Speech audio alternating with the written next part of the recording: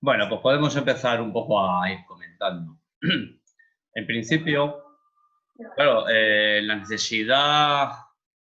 Ahora, antes que hablar de la luz, voy a hablar un poco de los colores, ¿vale? Luego voy a seguir con el tema de la luz.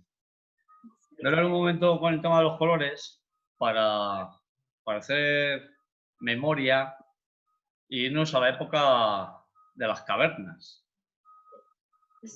Porque si os fijáis, en la época prehistóricas, la gran mayoría de las pinturas que nos han llegado de aquella época, en principio, lo que evocaban eran con lo que necesitaban, por así decirlo, para la subsistencia. ¿Vale? En principio, pues pintaban los animales, pintaban pues, un poco esas escenas de caza, ¿no? Un poco intentando simbolizar que la naturaleza les permitiera, ¿no? el poder volver a cazar y una serie de cosas. Bueno, pues en aquel entonces, ¿qué utilizaban como pigmentos? Pues utilizaban la sangre, utilizaban las tierras, ¿vale? Utilizaban cosas porque les resultaba lo más sencillo posible, ¿no? Vale. Luego, con el paso del tiempo, pues llegaron primero los egipcios, que fueron los que empezaron a hacer bastante uso de los colores en sus jeroglíficos y en sus pinturas. Y llegamos a las primeras teorías de lo que es el color y un poco de la luz, ¿no? Que serían las teorías pues, de los griegos, ¿no? En el siglo V a.C., ya Aristóteles y Platón, pues empezaron a hablar sobre las teorías de la luz, ¿no? Y hablan sobre todo sobre la antítesis entre la oscuridad y la luz, entre el blanco y el negro, ¿no?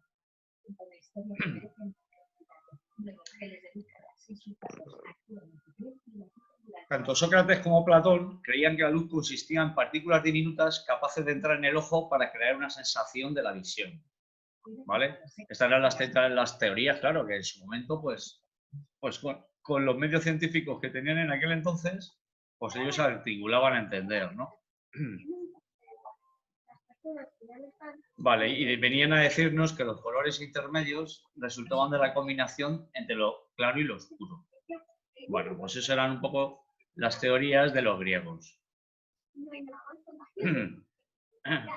Pero, si os fijáis,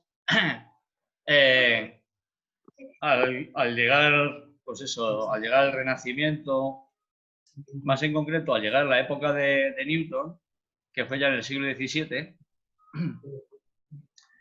pues tuvieron una serie de cambios tecnológicos que dieron lugar a entender cómo realmente funcionaba la luz.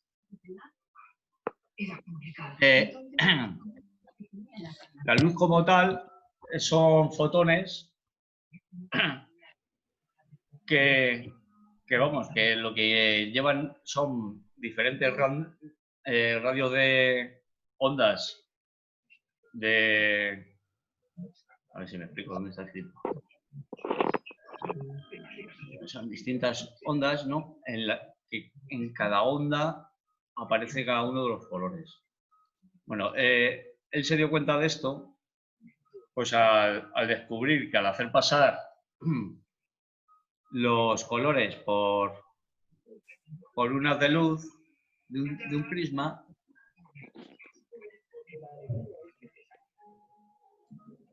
yo no lo veo. A ver si lo puedo compartir. Mirad, lo que hizo Newton más o menos así a grandes rasgos es un poco lo que hace un poco esta imagen que veis aquí, que es la luz, que está hecha por fotones, ¿no? Atraviesa, en este caso, un prisma y entonces descompone la luz y entonces es cuando podemos ver de qué colores está hecha, ¿vale? Ese fue un descubrimiento que hizo Newton y que fue súper importante, ¿no? Para entender que la luz como tal, si la descomponemos a través de un prisma, pues irradia una serie de diferentes colores. Algunos de ellos incluso ni los vemos por el ojo. Bueno, entonces, ¿esto qué dio lugar? Pues dio lugar pues, a un descubrimiento muy importante A ver, ¿dónde estaba antes?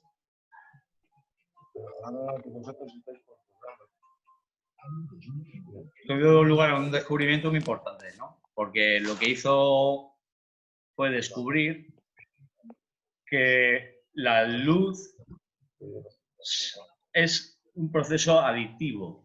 La luz como tal, la luz que emite fotones, ¿vale? ¿Qué significa esto de que es un proceso aditivo? Significa que cuando descomponemos la luz, si luego, por ejemplo, con luz artificial, por ejemplo, ponemos un foco de color verde, un foco de color rojo, según vamos sumando esos distintos haces de luz, lo que producimos es vamos hacia la luz blanca, ¿vale? Vamos hacia la luz que normalmente vemos. Cuanto más luces de colores ponemos, más blanquecina se convierte la luz, ¿vale? Es como que pierde las características, los colores propios del foco, ¿vale? Sin embargo, al mismo tiempo que Newton descubrió esto, que es súper importante, ¿no? Paralelamente empezó también a trabajarse otros descubrimientos relacionados con el tema del color. A ver cómo lo puedo poner. El círculo cromático, que es este triángulo que vemos aquí, formado por 3 colores primarios, que serían los que están en los extremos, ¿vale? En este caso, el magenta, el amarillo y el azul, aunque él cuando lo hizo, en el color original era el rojo, el azul y el amarillo. Bueno, en este caso ponen ya el magenta, el amarillo y el azul, porque lo que descubrió Goethe, aparte de este círculo cromático, que hasta el momento no existía ninguno, en este caso es un círculo cromático sustractivo, porque es un círculo cromático relacionado con los pigmentos, ¿vale? Lo de Newton era relacionado con la luz. Esto es relacionado con los pigmentos, ¿vale? Entonces él descubrió que hay una serie de relaciones entre los colores, ¿de acuerdo? Y aparece, pues bueno, aparece una serie de colores primarios, una serie de colores secundarios aquí en su triángulo, que sería el naranja, el violeta y el verde, y luego aparece una mezcla de colores que serían los terciarios, ¿de acuerdo? ¿Qué fue lo que también descubrió Goethe? ¿Qué fue intuitivamente lo que él empezó a descubrir? Pues que los colores también tienen un efecto psicológico, ¿vale? Independientemente de cómo son, como tal, cada uno de sus propiedades, pues aparte de eso tienen un efecto psicológico. ¿Qué significa esto? Pues bueno, él empezó a entender de que, por ejemplo, dentro de este triángulo que vemos aquí, por ejemplo, toda la parte relacionada con el lateral izquierdo dice que sería una sensación lúcida, ¿vale? Un efecto psicológico de lucidez, ¿vale? Si utilizamos en un cuadro todas estas gamas que aparecen en esta zona del triángulo, él nos viene a decir un poco eso, ¿no? De que estamos trabajando un efecto psicológico relacionado con la lucidez. Si por el contrario nos vamos al lado opuesto de este triángulo, en esta barra del lado contrario, lo que nos viene a decir es que esto lo que genera es una sensación psicológica de seriedad. ¿De acuerdo? Estamos hablando de que estas teorías se utilizaron en el siglo... se desarrollaron al principio del siglo XIX, un poco posterior a lo que hizo Newton, y fueron las que dieron pie luego a que los impresionistas, por un lado, utilizaran los nuevos conocimientos de Newton y, por otro lado, estos nuevos conocimientos que nos empezó a evocar Goethe y algunos otros estudiosos sobre los colores. De tal manera que, claro, empezaron a entender cómo incidían los colores, tanto psicológicamente como incidían en la proyección de cómo se realizan en nuestro cerebro. A ver si me explico. Si ponemos, los impresionistas se dieron cuenta de que si ponemos a una determinada distancia los amarillos y unos azules, nuestro cerebro termina convirtiéndolo en un verde, ¿vale? Es una serie de descubrimientos muy interesantes, la verdad, porque claro, luego todo esto se ha ido, claro, se ha ido perfeccionando a lo largo del tiempo posterior, sobre todo a principios del siglo XX, y gran parte de las teorías del color de hoy en día pues están basadas en todas estas cosas, ¿sabes? A ver, por ejemplo, nos viene a decir que la esquina del triángulo que genera, este triángulo que se genera en la esquina derecha, los colores que intervienen nos habla de que darían un efecto psicológico de melancolía. Sin embargo, por ejemplo, el triángulo opuesto a ese, pues sería serenidad, ¿no? Claro, si os fijáis, claro, los colores relacionados con el sol, relacionados con el amarillo, pues nos generan energía, nos generan tranquilidad y serenidad, efectivamente.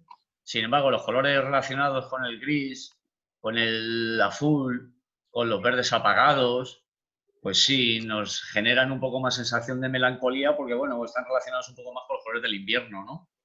O sea, psicológicamente los colores claros nos afectan, por supuesto que sí. Bueno, voy a seguir por aquí. Por ejemplo, nos viene a decir también aquí que asoció el azul con el entendimiento y la razón y creía que evocaba un estado de ánimo tranquilo, mientras que el rojo evoca un estado de ánimo festivo y sugería la imaginación. Yo aporto que el rojo también lo que genera es un estado de jovialidad, de juventud, de energía. Goethe agrupó las distintas subdivisiones del triángulo por elementos emocionales y también por niveles de mezclado.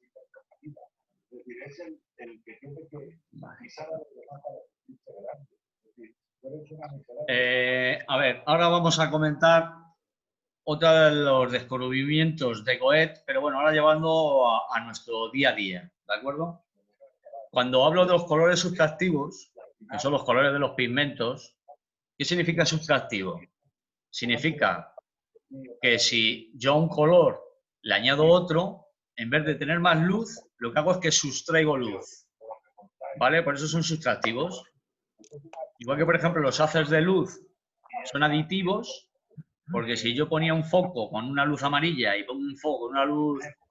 Un momento, que me estoy quedando sin batería, que la ponga. Ya. Pues eso, los haces de luz, si los mezclamos, se convierten cada vez en una luz más luminosa, tirando hacia el blanco. Y sin embargo, los colores de los pigmentos, los colores sustractivos, lo que hacen es lo contrario.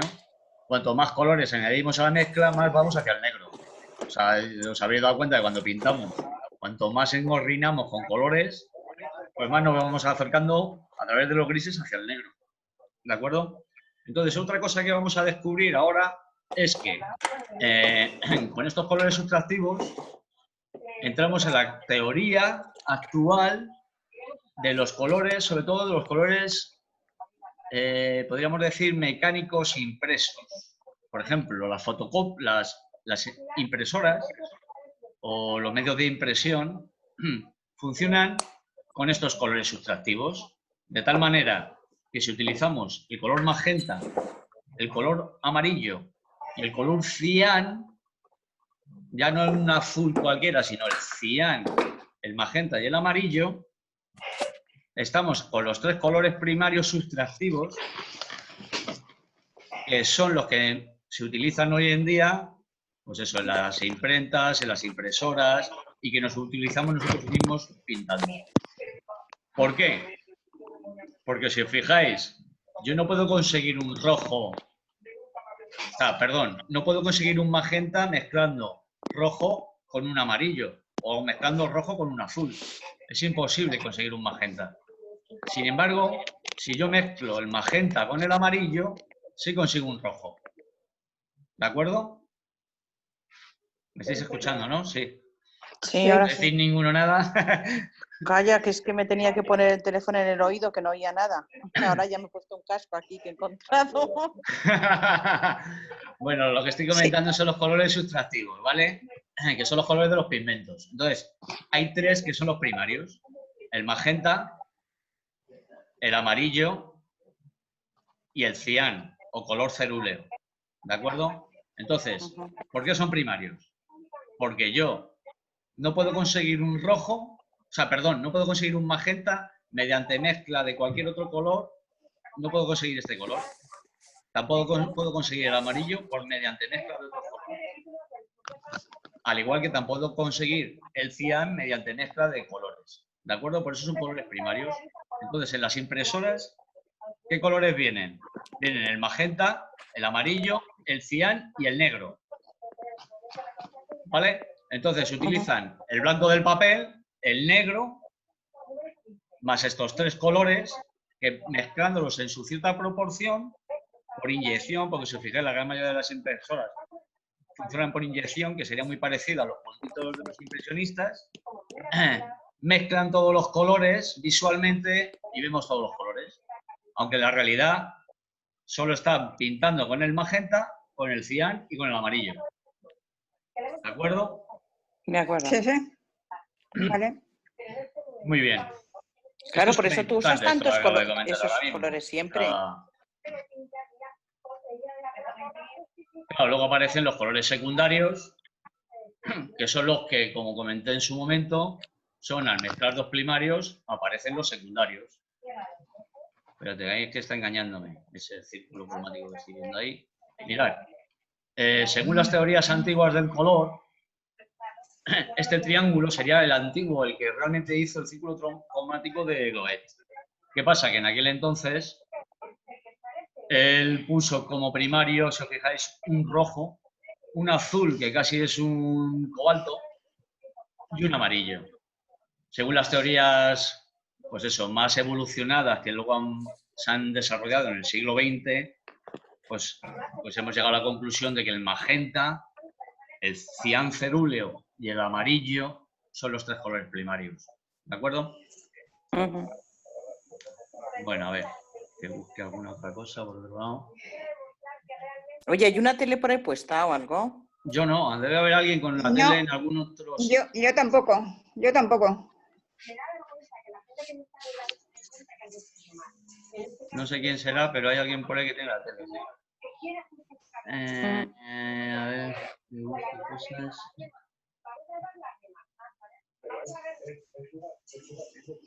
¿Estáis viendo la pantalla esta que es el icono visual?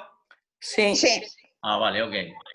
Bueno, esto es un poco como el primer día que hablé de la perspectiva, pero bueno, es un poco para que os hagáis la idea de cómo llegan los rayos del sol, o sea, los haces lumínicos, tanto pueden ser del sol como pueden ser, yo qué sé, o sea, de luz artificial, de simplemente una pared que le da luz y nos refleja la luz. O sea, realmente, si os fijáis, los fotones, los haces de luz, pues llegan perpendicularmente, van llegando a nuestro ojo, ¿de acuerdo? Y ellos son los que nos generan la visión, ¿vale? Entonces, nuestro cerebro, iba a decir, nuestro ojo tiene una serie de células súper desarrolladas que lo que hacen es discernir los tres colores primarios de la luz, ¿vale? Vuelvo un poco a la teoría de Newton, ¿de acuerdo? Los tres primarios de la luz que, si os fijáis, coinciden con los tres colores primarios que hay en las pantallas de televisión y en todos los dispositivos que emiten luz. ¿De acuerdo? Ya no es el magenta tal. No, en este caso sería RGB, que sería el rojo, el verde y el azul. ¿De acuerdo? Si os fijáis en las pantallas de los televisores, están todas hechas a base de esos tres tipos de puntos, rojos, verdes y azules. Pasa un poco como con las impresoras. Cuando nuestro ojo visualmente los ve mezclados, pues vemos los colores, vemos todos los colores casi de manera infinita, ¿vale? Podríamos decir, porque la emisión de la luz que emiten los dispositivos electrónicos lumínicos, claro, también nos proporcionan las propiedades intrínsecas de la luz, que esa es otra que os voy a contar ahora. Bueno, a ver, bueno, más que la luz como tal, el color, perdón, me he equivocado. Las propiedades intrínsecas del color serían 3. No aparecen por aquí en la pantalla, pero bueno, da igual. Yo lo voy comentando mientras voy buscando otra cosa. Mirad, ahora, ¿estáis viendo esta nueva pantalla que tengo? Sí, Vale. sí, sí. Mirad, este sería el dibujo original del círculo cromático de Goethe. Este que veis aquí. Se ve muy chiquitito, pero bueno, ese sería el original, no el triángulo que hemos visto antes, ¿vale? Este fue el que hizo él. Bueno, los que os venía a comentar. La luz, el color tiene 3 propiedades intrínsecas. Y son 3. Uno es el valor, o podríamos decir la luminosidad. Otro sería el tono, que sería, podríamos decir, el color. O sea, el color que nosotros entendemos qué tipo de color es. Y luego otra propiedad es la saturación, que es la cantidad de color que hay. Si con estas 3 propiedades del color podríamos pintar o podríamos llegar a sacar pues cada uno de los colores casi de manera infinita. O sea, sabéis que cada color tiene una cantidad de luz, una cantidad de pigmento y una cantidad y un color dentro de la gama de colores que existen. Entonces, claro, si un color, pongamos, es súper vivo y pongamos que está un poco apagado, ¿qué ocurre? Pues ocurre que su luminosidad o valor estaría un poco baja, el tono sería el que fuese y sin embargo la saturación estaría súper alta, ¿vale? Sería un color que tendría mucha cantidad de color. ¿Qué ocurre cuando la saturación es muy baja? Pues que nos vamos un poco como hacia el gris, ¿no? El color se diluye tanto que casi se agrisa un poco, ¿vale? Estas es un poco de las propiedades intrínsecas de los colores. Esto es súper importante, ¿vale? Cada vez que hacéis una mezcla, cada vez que queréis sacar un color en concreto, sea el que sea, lo que tenéis que tener muy claro es, en primer lugar, el tono. En segundo lugar, cómo lo queréis de luminoso. Y en tercer lugar, cuánta cantidad de ese pigmento queréis que haya, ¿vale? Porque claro, la cantidad de pigmento tiene que ver también mucho con las teorías de la percepción. A ver, si la atmósfera, pongamos, estamos mirando algo que está bastante alejado, la atmósfera incide a través de nuestra visión y los colores se agrisan y se hacen azulados, ¿vale? Porque la atmósfera incide a través de la percepción en la lejanía. Sin embargo, los colores que tenemos más cercanos se ven un poco más vivos, ¿no? Es como que la atmósfera no incide entre nuestro ojo y el color y nos refleja su color la atmósfera con más limpio, por decirlo así, con lo cual vemos el color más saturado. De hecho, si os fijáis en la atmósfera, en la naturaleza, los colores son muy poquito saturados. Los colores de la naturaleza, normalmente, a excepción de las flores, que son las que tienen los colores más vivos, o, bueno, algún pájaro y tal, pero normalmente los colores de la tierra, del campo en general, no suelen ser muy vivos, suelen ser tonos grises con distintas prevalencias, ¿no? de saturación de color, pero no muy saturados normalmente. Sin embargo, en el terreno de la pintura, que vuelvo un poco al tema de lo que hablaba hace un momento de Goethe, relacionado con el tema de la psicología de los colores, claro,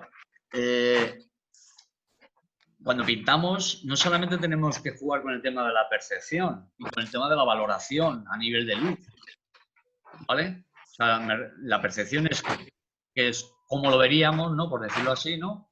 Y la valoración sería la cantidad de luminosidad que vamos a utilizar en esa percepción a la hora de plasmarlo en nuestro cuadro. Sino por otro lado también tenemos que tener cuidado con el tema de la saturación. Aunque por otra parte es importante que existan colores porque psicológicamente los necesitamos. es algo muy complejo, ¿vale? Todo esto es un poco lioso, Sí. pero claro, todo esto es algo que, pues, a ver, hay muchos estudios sobre ello. De hecho, tengo un montón de libros que estoy ahora nuevos relacionados sobre todo, pues eso, con las teorías de la percepción y cosas relacionadas.